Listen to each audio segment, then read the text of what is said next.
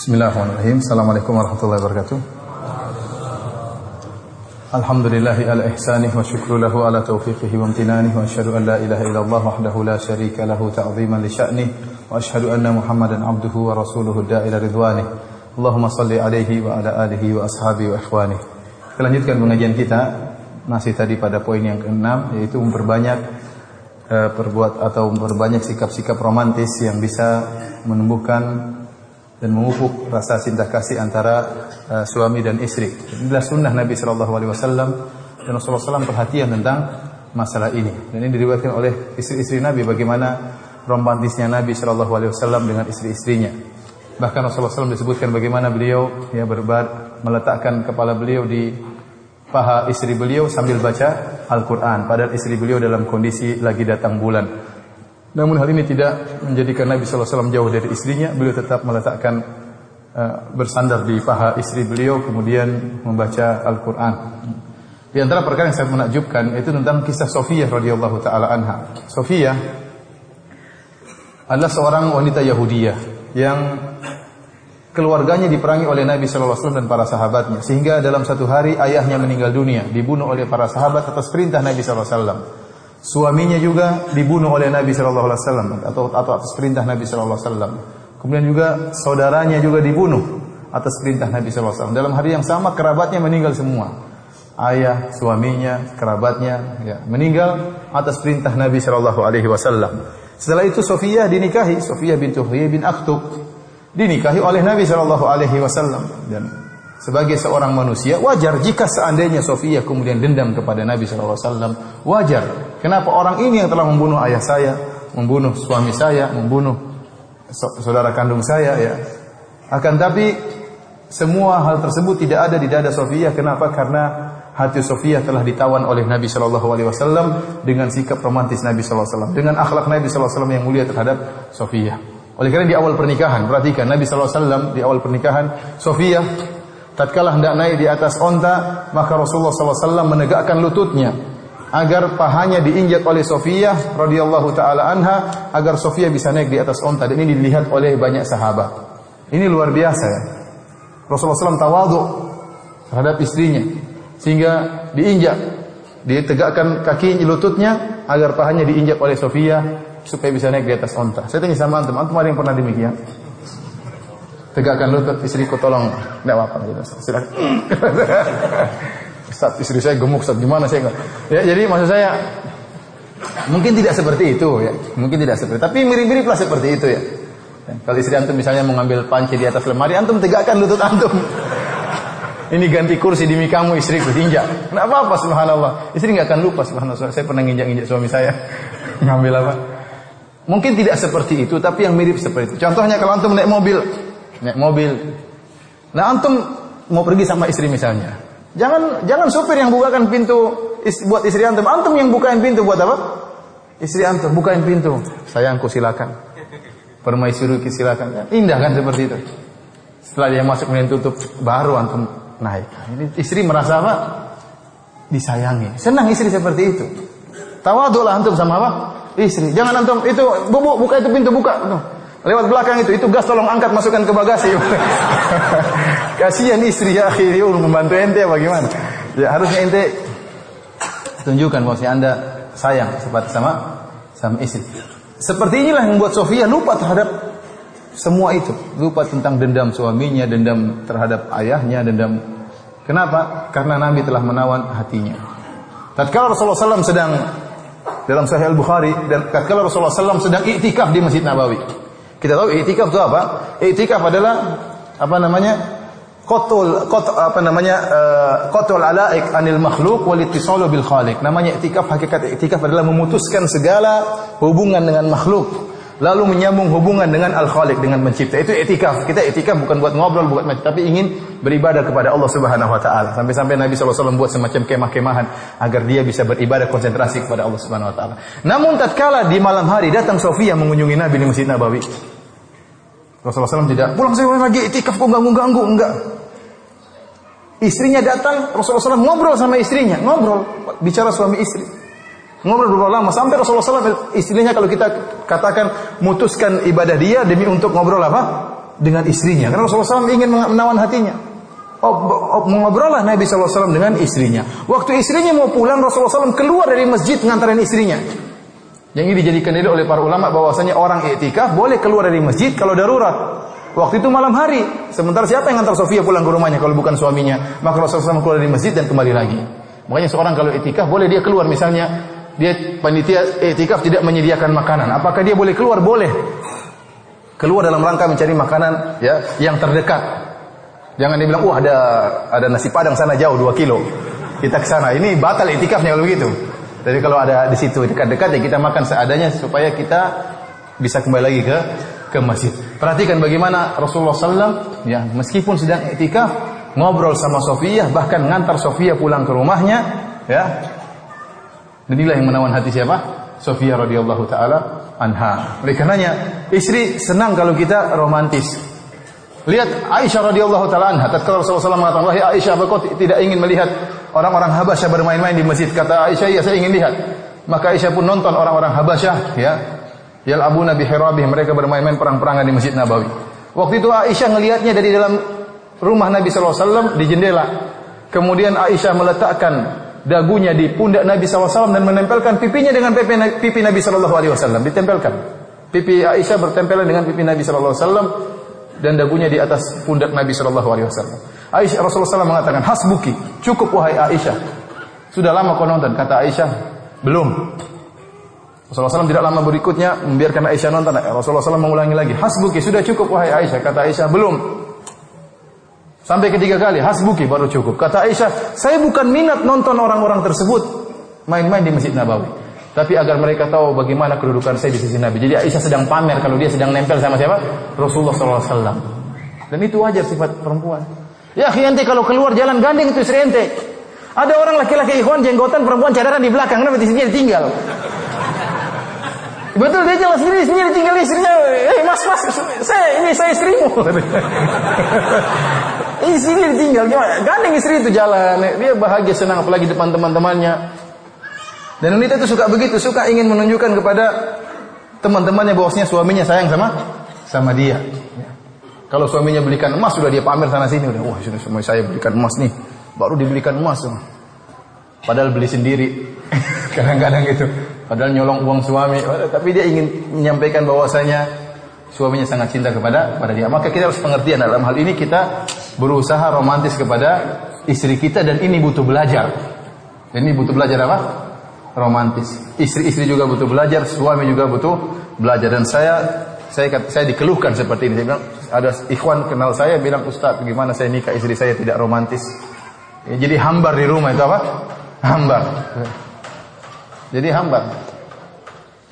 Tapi para hadirin dan hadirat yang dirahmati oleh Allah Subhanahu wa taala, di antara perkara yang menunjukkan keromantisan juga, jangan lupa kalau istri kita berbuat baik, jangan lupa kita mengatakan syukran ya habibati. Apa? Hafal dulu apa? Syukran ya habibati. Artinya apa? Terima kasih wahai kekasihku. Antum sudah hafal belum? Intinya ente terima kasih. Istri bikin teh, jangan malas bilang apa? Syukran. Dia langsung berbinar-binar. Besok bikin teh lagi. Kalau ente enggak bilang syukran, dia enggak bikin teh. Dia bikin teh, dia bikin apa, masak apa. Ente bilang syukran, dia ambilkan makanan, bilang apa? Syukran ya habibat. Latih diri. Setiap dia lakukan suatu kebaikan, terima kasih sama dia. Ini berlaku buat istri, buat anak-anak, semuanya kalau mereka berbaik, perlu penghargaan. Kita berusaha dia ikhlas, tapi kita perlu apa? Penghargaan. Jangan ente cuek-cuek saja, istri sudah bikin setengah mati, cuek wajah cemberut, gimana? Kalau dia rapikan tempat tidur, syukran, Masya Allah. Puji perbuatan dia, Masya Allah hari ini tempat tidur kita bagus misalnya, atau yang lainnya. Hari ini kamu, pokoknya inilah, kita puji kalau dia, dan kita berterima kasih kalau dia melakukan satu kebaikan. Kita bilang syukran. Demikian juga para wanita, saya ingatkan, lelaki itu ingin dihormati. Ar-rijalu qawwamuna 'alan nisa. Lelaki adalah pemimpin keluarga. Nah, lelaki ingin istri itu menunjukkan ketundukannya kepada suaminya. Sampai di antara perkara yang disukai oleh sebagian suami, meskipun dia sedang bersafar, istrinya mau keluar, dia SMS suaminya, "Suamiku, saya ingin ikut pengajian, saya minta izin ikut pengajian." Suaminya waktu baca SMS tersebut, dia bahagia, subhanallah, istri saya mau ikut pengajian, minta apa? Minta izin. Ini penghargaan terhadap suami, dan ini menambah cinta suami kepada istri. Mau kemana? Mau ke mall, minta izin. "Suamiku, saya ingin ke mall," misalnya, minta izin. Jadi setiap Kalau ingin keluar yang jauh minta izin ya. Tapi kalau cuma beli gula, beli beras nggak usah minta izin ya. Ini minta izin mau beli beras aja minta izin. Ente mau ke kios beli aja nggak usah minta izin. Tapi maksudnya kalau ke mall, ke pengajian, keluar yang lama, maka minta izin kepada suami. Dan ini akan karena suami ingin dihargai dan ingin dihormati. Tatkala dia tahu istrinya menghormati dia, istrinya menghargai dia, maka dia semakin cinta kepada istrinya. Tapi para hadirin yang dirahmati Allah Subhanahu wa taala, perkara yang berikutnya, perkara yang ketujuh, ya, berusaha mengungkapkan cinta kita kepada istri kita. Dalam bahasa kerennya, kita bergombal terhadap apa? Istri kita. Meskipun dalam gombal tersebut terkadang ada dusta, nggak jadi masalah. Ya. Dan ini dibolehkan dalam syariat. Dalam hadis, rakhasan Nabi sallallahu alaihi wasallam min al-kadhib fi thalath. Rasulullah sallallahu membolehkan dusta pada 3 perkara. Fil harbi wa fil islahi, dalam peperangan boleh berdusta, untuk mendamaikan 2 orang yang bersengketa juga boleh berdusta. Al-islah bainan nas, untuk mendamaikan orang yang bersengketa juga boleh berdusta. Wa qauli rajuli limra'atihi, dan perkataan seorang laki terhadap istrinya. Dalam riwayat yang lain, wa haditsur rajuli imra'atahu wa haditsil mar'ati zaujaha. Seorang laki ngobrol dengan istrinya atau seorang istri ngobrol sama suaminya, ini dibolehkan dusta. Jadi 3 dusta yang dibolehkan, dan ini pendapat yang kuat, sebagaimana dikuatkan oleh Ibnu Hajar rahimahullah, benar-benar dusta. Jadi dusta, benar-benar dusta dibolehkan dalam 3 perkara. Dalam perang kita boleh berdusta, misalnya kita tunjukkan kepada musuh kita tidak ingin menyerang, padahal kita yang tidak menyerang. Atau sebaliknya kita menampakkan seakan-akan kita lemah, ternyata kekuatan kita sangat kuat sehingga kita bisa serang musuh lengah. Atau sebaliknya kita lemah, kita tunjukkan seakan-akan kita kuat supaya musuh gentar. Dan ini boleh dilakukan dalam peperangan. Karena peperangan dibolehkan dusta. Di antaranya al-islah bainan nas. Di antara perkara dusta yang dibolehkan adalah untuk mendamaikan di antara 2 orang yang bersengketa. Dan ini boleh dusta yang sungguhnya. Ya. Makanya saya pernah dengar ceramah seorang syekh. Dia cerita tentang masalah al-islah bainan nas, mendamaikan 2 orang yang bersengketa. Ada 2 orang dahulu bersahabat dekat. Tahu-tahu mereka berdua bertengkar. Dan bertengkaran sudah lama, bertahun-tahun. Akhirnya syekh ini datang kepada salah satunya. Dia dusta, dia mengatakan, "Wahai fulan, oleh fulan ingin temanmu dulu itu ingin sekali ketemu dengan kamu." Ya. Dia datang kepada satunya, "Wahai fulan, ya, temanmu satu juga ingin ketemu dengan kamu. Bagaimana kalau kamu undang makan?" Intinya dia dusta. Waktu dia sampaikan kepada satunya, "Wahai fulan, temanmu itu ingin sekali ketemu dengan kamu." Padahal enggak. Akhirnya teman ini mengatakan, "Demi Allah dia mau ketemu saya? Kamu berani sumpah dia ketemu saya?" Wah, repot juga ini, saya padahal dusta ini. Gimana ini? Bingung dia. Padahal karena mereka tahu, orang-orang Saudi tahu kalau dusta untuk mendamaikan itu dibolehkan. Maka dia sudah curiga, jangan-jangan syekh ini dusta. Ingin mendamaikan saya dengan dia, maka dia bilang, "Syekh, ente bersumpah kalau memang dia ingin ketemu dengan saya. Berani bersumpah?" Syekh itu bingung. Akhirnya dia bilang, "Demi Allah dia ingin ketemu dengan kamu." Padahal tidak. Setelah itu Syekh ini gelisah. Waduh, saya bersumpah lagi dengan nama Allah, bohong lagi. Akhirnya dia telepon Syekh bin Baz rahimahullahu taala. Dia cerita, dia gelisah, "Syekh, saya ingin damaikan 2 orang, tapi saya berdoa, saya bilang dia ingin ketemu dia, padahal tidak. Waktu ditanya saya bilang demi Allah." Kata Syekh, "Kalau dia tanya lagi, sumpah lagi enggak apa-apa." Kalau dia tanya lagi apa? Sumpah lagi. Intinya apa? Bersumpah untuk mendamaikan. Ini diperbolehkan, tapi jangan sampai ketahuan ya. Urusan gimana caranya bisa apa? Bisa damai antara suami dengan istri yang bersengketa, antara kakak dan adik yang bersengketa, antara teman sakarib yang bersengketa. Kita boleh berbohong untuk mendamaikan mereka. Ini bohong yang disyariatkan. Di antaranya dusta seorang lelaki yang ngobrol dengan istrinya, dan sebaliknya dusta seorang istri yang ngobrol dengan suaminya. Itu apa? Kedustaan yang menimbulkan cinta kasih di antara mereka. Bukan semua dusta. Bukan istrinya tanya, "Mas, kamu kawin lagi?" Oh enggak, ini dusta, enggak boleh ini. Ini dusta ini. Ini kadzab ini, enggak boleh. Bohong. Enggak boleh, kalau dusta diri enggak boleh. Maksudnya dusta apa? Dusta yang menimbulkan cinta kasih. Misalnya kita mengatakan, "Istriku, kamu cantik sekali hari ini." "Oh masa? Bener Mas?" "Iya bener. Emang hari-hari yang lalu tidak cantik Mas?" Enggak cantik juga, cuma hari ini lebih cantik. Jadi ini enggak apa-apa seperti ini. "Wah istriku, kamulah satu-satunya di hatiku, dalam hati saat ini." Saat ini jangan keluar, diam dalam hati. Jadi ini gombal-gombal ini disukai oleh wanita. Wanita itu suka digombali. Kalau nggak percaya tanya ibu-ibu. Ibu-ibu itu senang digombali. Meskipun dia tahu suaminya gombal, dia pun tetap suka digombali. Bilang, "Istriku, masya Allah rambutmu cantik." "Saya cantik gak Mas?" "Oh cantik." Pokoknya bilang aja cantik. "Kamu paling cantik dalam hatiku," misalnya gitu. Ya. Meskipun banyak kembang, tapi kamu kembang yang terindah misalnya. Misalnya. Ya antum nggak apa-apa, ini seperti gini nggak jadi masalah. Tulis syair cinta buat istri, dapat pahala.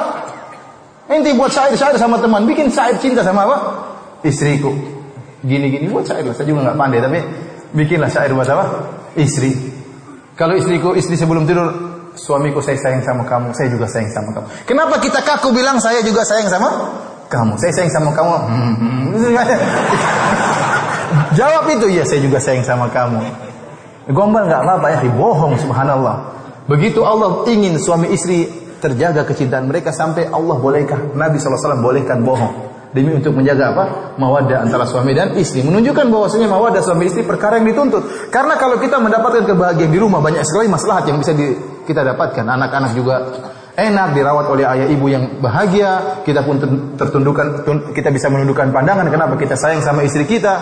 Oleh karenanya dituntut untuk menumbuhkan cinta kasih antara suami dan istri, meskipun dengan berdusta, tidak jadi masalah. Baik para hadirin dan hadirat yang dirahmati oleh Allah Subhanahu wa taala, di antara perkara yang bisa meningkatkan keharmonisan rumah tangga yang keberapa sekarang? Yang ke-8. Ini kata para ahli tarbiyah, mereka mengatakan merubah suasana. Ini perlu agar kita tidak terjebak pada suasana yang monoton itu saja. Ya, sekali-sekali rubah tempat tidur yang tadinya pojok kiri pindah ke pojok apa? Kanan. Tidak jadi masalah. Ya, ganti spray. Ya. Ini merubah suasana. Ya. Ajak istri jalan-jalan keluar sama anak-anak. Sekali-sekali anak-anak titip sama mbah, sudah keluar berdua sama istri. Ya. Saya ketemu beberapa ikhwan, masya Allah, umroh bareng sama istrinya. Suasana indah. Ya. Jauh dari kerjaan, jauh dari anak-anak. Ya, sekali tidak jadi masalah. Anak-anak sekali-sekali kita ajak umroh, sekali-sekali kita umroh sendiri. Kalau nggak punya uang untuk umrah, sudah jalan keluar makan di warung kopi, makan bakso, nggak jadi masalah berdua. Tidak mesti harus umrah. Ya. Jadi rubah suasana ya. Ya, waktunya ngaji, ada waktu juga untuk bermesraan antara suami dan istri. Jangan setiap hari, ayo kita pergi kemana? Ke pengajian lagi. Minggu depan lagi, ayo istri kita keluar kemana? Ke pengajian terus ya. Kapan jalan-jalan? Istri butuh pengajian, istri juga butuh apa? Jalan-jalan, butuh refreshing kata orang. Jadi rubah suasana ini penting untuk menambah cinta kasihnya. Sebelum keluar rumah berdoa, sampai di sana ada waktunya ngaji. Ada orang yang datang ke saya, Ustaz, saya ngaji sama Ustaz Fulan, tapi gajinya kepanjangan Ustaz. Nanti kalau sudah sampai duhur selesai, kita keluar pun susah karena saking ramainya Ustaz tersebut. Akhirnya pulang sudah kemalaman. Saya bilang, ya udah kamu keluar, nggak usah ngaji sampai selesai. Kan Ustaz itu ngajar beberapa buku. Sebelum selesai kamu pergi, supaya ada waktu jalan-jalan sama istri. Nggak jadi masalah. Nggak jadi masalah. Ya, maksud saya, istri juga punya hak untuk kita rubah kondisi, suasana ya. Rubah dekor kamar itu boleh ya. Rubah kondisi tempat tidur juga diperbolehkan. Ini semua untuk merubah suasana agar kita tidak terjebak pada kondisi yang monoton. Tapi para hadirin Allah Subhanahu wa taala, di antara hal yang bisa menambah keharmonisan rumah tangga, kita ngobrol dengan istri tentang nostalgia yang indah. Ini juga perlu. Ingat tentang masa lalu yang Yang indah. Ya. Ingat gak sayang dulu kamu begini. Iya mas, dulu kita begini ya. Ingat. Ini menimbulkan cinta kasih. Di antara obrolan kita mengingat nostalgia yang indah. Rasulullah SAW satu hari berjalan bersama para sahabat. Kemudian Rasulullah SAW berkata kepada para sahabat, taqaddamu, kalian jalan di luar. Para sahabat akhirnya pergi terlebih dahulu. Setelah para sahabat jauh berjalan, Rasulullah SAW mengatakan, ta'ali usabikuki, wahai Aisyah, ayo kita lomba lari. Rasulullah SAW mengajak Aisyah lomba lari. Maka lomba larilah Aisyah dengan Nabi SAW. Kata Aisyah, wa kuntu jariyatan, lam ahmilullah wa lam abdun. Ya, Aisyah masih kecil, masih buja, masih remaja, tidak berat, belum gemuk. Sehingga waktu lomba lari dengan Nabi SAW, Nabi jelas kalah, Nabi sudah tua ya. Aisyah masih gadis remaja, kurus. Begitu lomba lari, akhirnya Nabi kalah dalam lomba tersebut. Waktu kalah, Nabi diam-diam saja. Kemudian berjalanlah hari, berjalanlah waktu, berjalanlah bulan.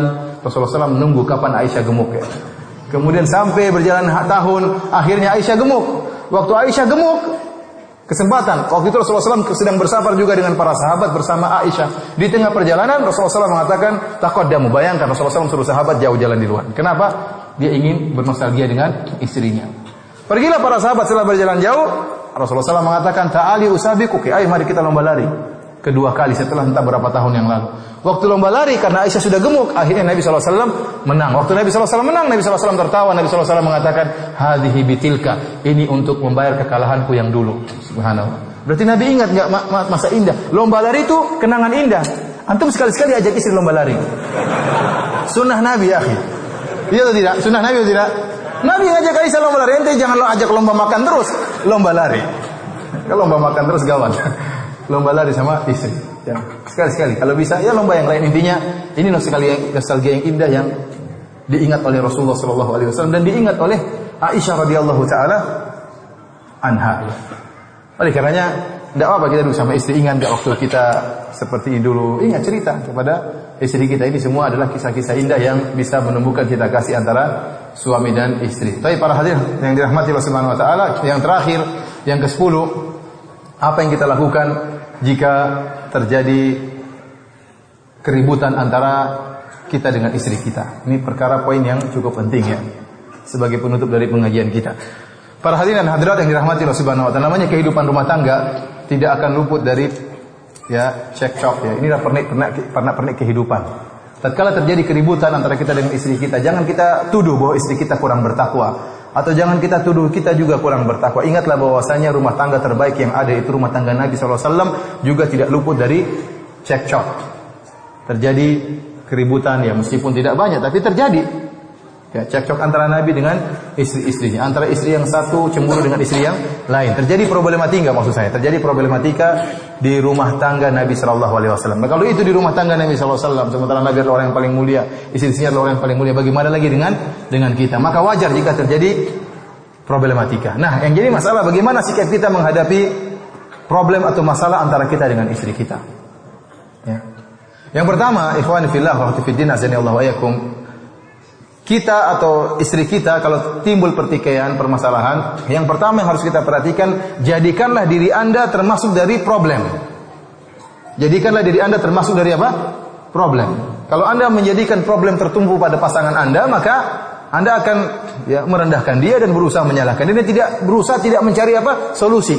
Namun kalau Anda menjadikan saya juga termasuk problem, maka kita berusaha mencari solusi. Kenapa? Anda juga merasa salah. Karena bisa jadi istri kita yang salah, namun akar dari kesalahan tersebut mungkin dari kita. Mungkin kita kurang perhatian, mungkin kita kurang dakwahi, ya.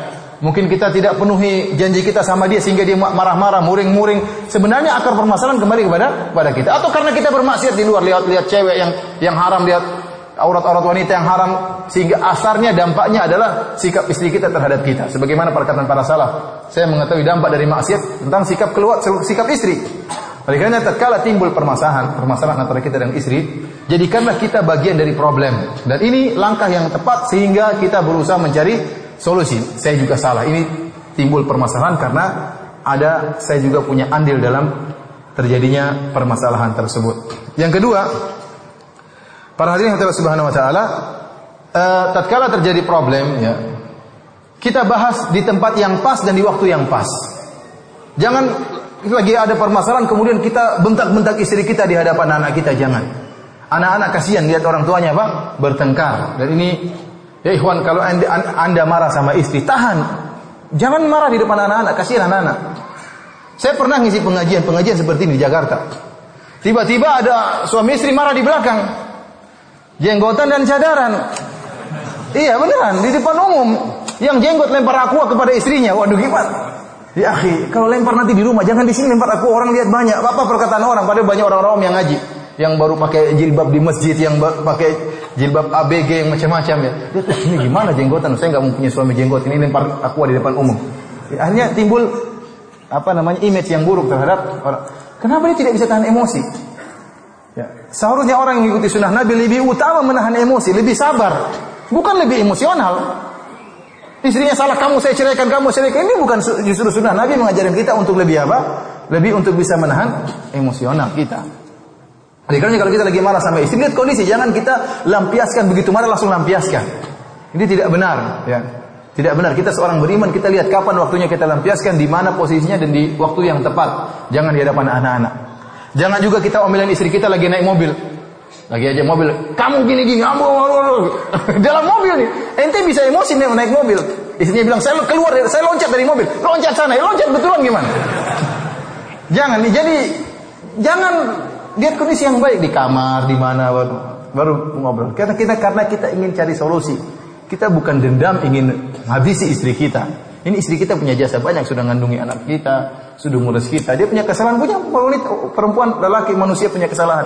Oleh karenanya kita bicarakan masalah tersebut di tempat yang pas dan waktu yang pas. Kalau kita ingin cari solusi, kalau nggak ingin cari solusi ya sudah, nggak usah.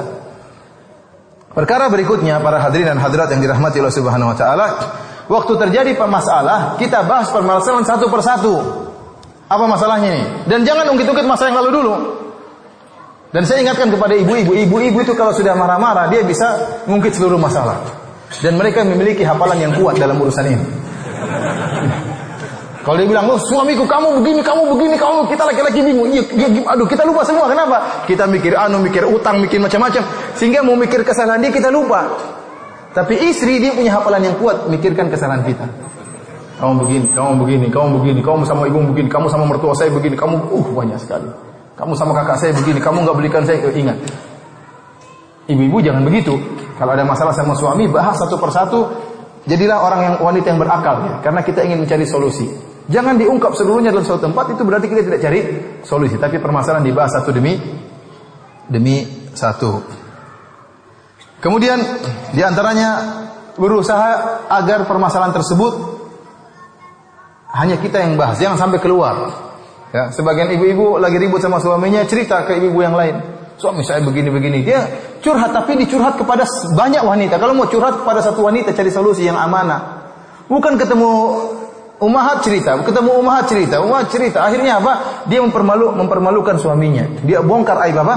Suaminya. Ini enggak benar. Jadi kalau masalah di dalam rumah, jangan keluar. Jangan sampai keluar.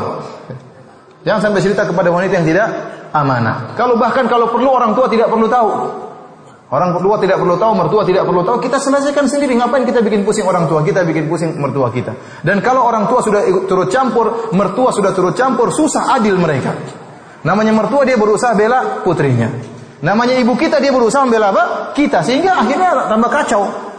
Kalau bisa kita selesaikan sendiri, selesaikan. Tidak usah ikut campur orang luar. Ya, orang tidak perlu ikut campur orang luar. Ini diantara perkara yang perlu kita perhatikan. Dan terakhir saya tutup dengan perkataan suatu riwayat yang diriwayatkan dari Abu Darda kepada istrinya. Ya, riwayat ini diriwayatkan dengan sanad yang lemah, tetapi sering dinukil oleh para ulama karena maknanya yang indah. Ya, jadi Abu Darda pernah berkata kepada istrinya, radhiyallahu anhu, "In ana ghadibtu faraddini, wa in anti ghadibti raddituka, wa illa falan nastahib." Kata dia, wahai istriku, kalau saya marah maka berusahalah redamlah marah saya. Dan kalau kamu marah, saya berusaha untuk meredam apa? Kemarahanmu. Kalau saya marah, kamu marah terus gimana? Kapan kita mau apa? Nggak akan bisa gabung kalau begitu. Ya. Ibu juga ingat, kalau suami sudah marah, jangan angkat suara lagi. Emang mau kalau suara tinggi bisa ngalahkan suami? Nggak bisa. Suaranya tinggi, suami keplak, selesai. Suara marah-marah, kamu saya cerai, buyar sudah. Suami kalau sudah emosi juga otaknya kadang nggak jalan. Kamu saya cerai, selesai. Nanti yang tinggal penyesalan. Oleh karena kalau suami sudah emosi, turun, tenangkan suami. Demikian juga istri kalau sudah emosi, suami yang baik tenangkan istrinya. Kalau enggak terus tidak akan bisa berjalan kehidupan rumah tangga. Dan perkara yang menakjubkan, saya pernah beberapa tahun yang lalu ketemu dengan seorang ikhwan kalau nggak salah di Bekasi. Ya, dia umroh. Kemudian kita ngobrol, dia bilang, "Ustaz, saya baru ngaji Ustaz, baru 2 tahun ini." Oh, Masya Allah, Alhamdulillah. Kata dia, "Ustaz, setelah saya ngaji, subhanallah, kehidupan rumah tangga saya berubah. Dulu saya sering bertengkar sama istri. Waktu saya ngaji, saya tahu bagaimana suami yang baik. Istri saya pun ngaji, dia semakin taat sama saya. Kita nggak pernah lagi bertengkar sekarang, Ustaz. Sampai-sampai saya bilang sama istri saya, rindu ingin bertengkar sama kamu." Benar, dia bilang gitu sama saya. Ini menunjukkan ngaji itu merubah apa? Merubah akhlak. Nah, kalau seorang laki ngaji harusnya lebih sayang kepada istri. Kalau istri ngaji harusnya lebih taat kepada apa? Suami. Harusnya demikian. Jangan sebaliknya, lebih cepat emosi, lebih cepat marah. Nah, ini tidak benar. Berarti pengajiannya ada yang nggak beres ya. Para hadirin Allah Subhanahu wa taala, jadi ini sekedar teori, 10 teori yang bisa kita sampaikan. Yang kita perlukan adalah pengamalan dan perlu kita melatih diri kita untuk pengamalan. Oleh karena saya ingin tanya sama antum, siapa yang habis ini setelah pengajian ingin mandi sama istrinya? Angkat tangan. Hah? Siapa yang berniat ya? Bilang insyaallah. Insyaallah. Ya, antum aja mau angkat aja malu-malu. Insyaallah enggak, malu itu baik ya. Demikian saja. Ada pertanyaan atau tidak? Ada yang bertanya, saya persilakan. Masih ada 5 menit. Silakan. Waalaikumsalam warahmatullahi wabarakatuh.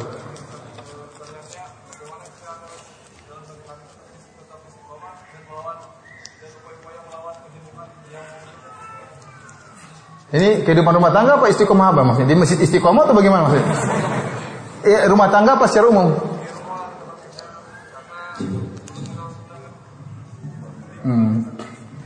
Bagaimana cara kita istiqomah ya dalam kehidupan rumah tangga maupun tatkala di kantor, ruang pekerjaan ya? Ya pertama berdoa kepada Allah Subhanahu wa taala, ya muqallibal qulub tsabbit qalbi ala dinik. Ya. Ini paling utama kita doa terutama tatkala kita salat malam. Ya ikhwan, antum butuh untuk salat malam meskipun 3 rakaat. Ya. Oleh karenanya surat Al-Muzammil dinamakan oleh sebagian ulama dengan Zadud Da'iyah, bekal para dai. Ya ayyuhal muzammil qumil laila illa qalila nisfahu wa yunqus minhu qalila au zid 'alaihi wa ratilil qur'ana tartila. Wahai pria yang berselimut, bangunlah dan salatlah malam. Kenapa dai di siang hari dia bertemu dengan berbagai ujian, dia berdakwah, kemudian mungkin dicerca, mungkin dicela, dituduh dengan tuduhan yang dusta, mungkin bertengkar atau dimusuhi oleh keluarganya, maka dia butuh mencarger imannya di malam hari. Antum pun demikian. Antum waktu kerja di siang hari antum bertemu dengan berbagai macam ya pekerjaan, bertemu dengan orang-orang yang mungkin tidak mengenal sunnah atau orang-orang yang jauh dari Islam, ya, yang mungkin marah sama antum, bertemu dengan kehidupan rumah tangga. Kalau antum harus charger diri antum, iman antum di-charger terutama di waktu subuh hari sebelum subuh. Salat, bangun, lawan itu ngantuk, meskipun 3 rakaat. Setelah itu berdoa, ya muqallibal qulub, tsabbit qalbi ala dinik. Ya Allah yang bolak-balikkan hatiku, kokohkan hatiku, istiqomahkanlah aku. Kokohkan hatiku maksudnya apa? Istiqomahkanlah aku. Yang kedua, di antara hal yang paling penting adalah mencari komunitas, cari sahabat. Meskipun kita kerja mungkin di ruangan yang amburadul, kita punya teman. Sekarang lagi ada WhatsApp. Kita bikin grup-grup yang orang-orang sehingga kita baca hadis di tengah pekerjaan, mungkin kita bisa lihat ayat. Ini membuat kita apa? Istiqomah. Ya. Di antaranya ikut pengajian, minimal seminggu sekali kita datang ikut pengajian. Berkah datang ke tempat pengajian di masjid, salat tahiyatul masjid, kemudian nunggu ustaz mungkin baca Quran ya dan lainnya. Ini di antara kiat-kiat istiqomah ya. Wallahu a'lam bishawab.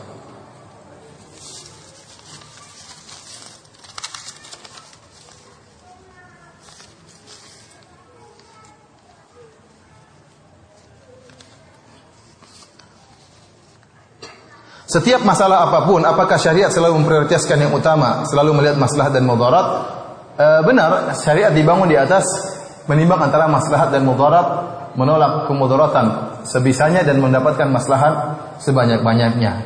Namun terkadang ada kemaslahatan yang memang diilgo oleh syariat, tidak dianggap oleh syariat, maka tidak boleh kita pula menganggapnya. Contohnya, misalnya khamar itu bisa mengobati misalnya, atau khamar bisa menghilangkan stres. Itu manfaat tapi tidak dianggap oleh syariat. Maka jangan kita anggap sebagai manfaat. Allah mengatakan, yas'alunaka 'anil khamri wal maisir, qul fihima itsmun kabirun wa manafi'u lin-nas. Mereka bertanya kepada engkau tentang perjudian dan khamr. Katakanlah pada keduanya ada dosa yang besar dan ada manfaat-manfaat bagi manusia. Allah menyebutkan khamr itu ada manfaatnya, kemudian apa? Judi juga ada manfaatnya, tapi manfaat tersebut tidak dianggap oleh syariat ya. Seperti orang mengatakan babi ada babi banyak manfaatnya. Bisa dibuat ini, bisa dibuat anu, tetapi tidak dianggap oleh syariat, dibuang. Nah, ada perkara-perkara yang syariat ya manfaat dan mudaratnya tidak ada nasnya, maka disitulah kita menimbang antara maslahat dan mudarat.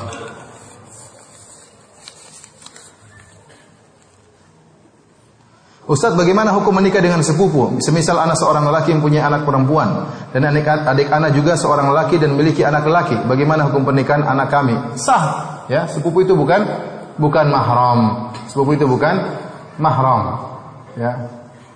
Bahkan menikah dengan om, contohnya adalah Ali bin Abi Thalib dan Nabi sallallahu alaihi wasallam. Ali dan Nabi adalah sepupuan. Nabi sallallahu alaihi wasallam anaknya Abdullah, Ali anaknya siapa?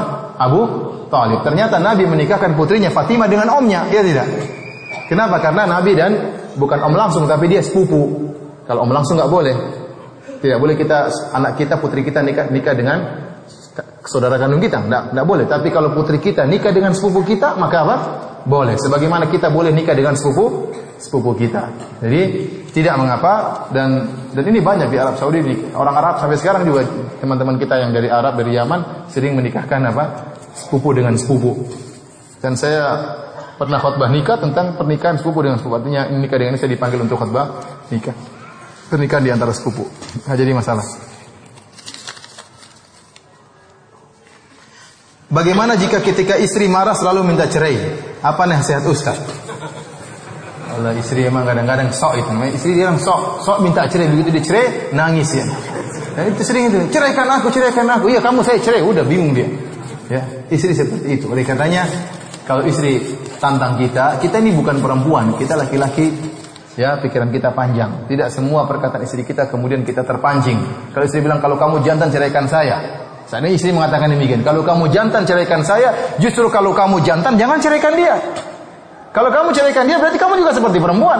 Makanya Allah mengatakan, Rasulullah SAW mengatakan, at-talaq liman akhadha bis-saq. Talak itu di tangan lelaki. Antum bayangkan kalau talak itu di tangan perempuan, tiap hari kita dicerai 3 kali mungkin sama istri. Kenapa? Dia nggak bisa tahan emosi. Nah, antum laki-laki itu bisa tahan emosi. Ya, kita tidak menceraikan istri kita kecuali kalau kondisinya sudah darurat, sudah tidak ada jalan keluar. Kalau kecuali cerai, maka ceraikan, tidak jadi masalah. Itu pun talak 1 dan dijatuhkan di waktu istri ya suci dan belum kita gauli. Dan ini butuh pembahasan masalah cerai. Saya insya Allah kalau mudah-mudahan kalau Allah izinkan kita bisa bertemu sekali lagi dalam pertemuan yang lain, kesempatan yang lain, kita harus bahas fikih cerai. Kita harus bahas apa fikih cerai, karena banyak orang menikah tidak tahu fikih cerai. Dia belum nikah sudah belajar fikih poligami. Fikih cerai saja belum dia pelajari, langsung fikih poligami. Akhirnya apa? Dia ceraikan istrinya ngawur. Kadang dia sudah ceraikan istrinya, dia tidak tahu kalau dia sudah jatuhkan cerai sama istrinya. Cerai pun ada, para ulama menyebutkan tolak sunni dan tolak bid'i. Ada talak sesuai dengan sunnah, ada cerai sesuai dengan sunnah, ada cerai yang bid'ah. Dan ini banyak dilakukan oleh orang-orang yang tidak pernah belajar fikih cerai. Demikian para hadirin hadirat yang dirahmati Allah Subhanahu wa taala, kajian kita pada kesempatan kali ini. Semoga Allah mencatatnya sebagai amalan kebajikan kita di akhirat kelak.